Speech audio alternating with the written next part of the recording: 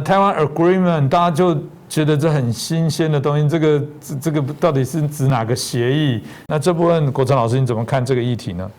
我个人认为可能还是老调了，就是所谓一中政策的3公报，然后承诺就是说这个美国承认中华人民共和国的这个重要条件之一就是这个台湾问题必须和平解决等等等等啊，因为什么？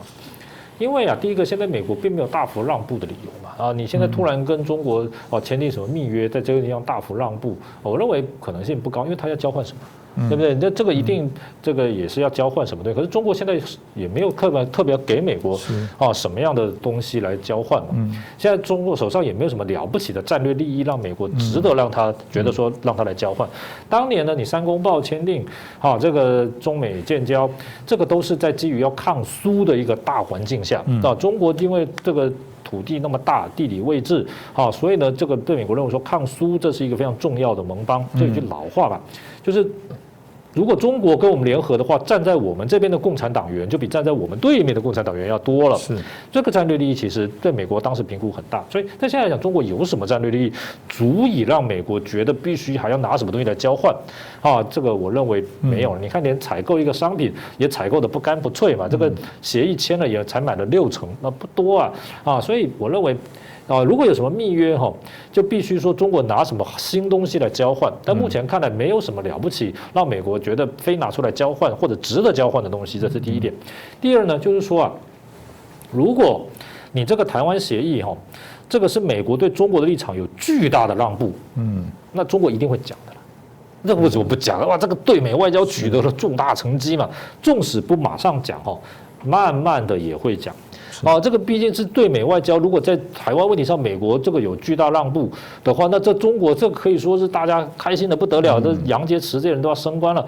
当然他可能升政治局常委都有可能，当然不太可能了。但是我说，如果真的有这种事，中国绝对不会不讲，因为内宣很重要，这个鼓舞士气很重要，而且既然是成功，既然是胜利，干嘛不讲？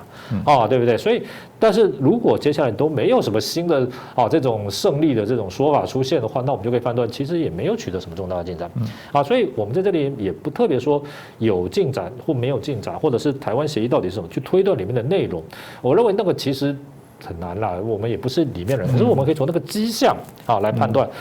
这个如果是有什么密约，那一定是有什么新的东西拿来交换。但是目前看来，中国好像没有什么，要不然就是说当年美国撤出越南嘛，越南一下成了苏联的这个伙伴了。那这个中国说我帮你惩罚他顺便惩罚苏联于是派了大军去攻打这个越南跟越南打的难分难解，死伤人数也是万计的也给越南一个教训。这个也没有嘛。现在这个中国怎么有人会认为他会出兵打塔利班？不可能的事情。这个完全是形势是彻底不一样。所以有没有什么密约？我认为中国拿不出什么特别的东西来交换，然后美国也不认为现在需要有什么重大的东西需要来交换。那如果说真的有什么美国在台湾问题上有什么重大让步的话，老实说，中国绝对会讲出来的，因为这是一个胜利了。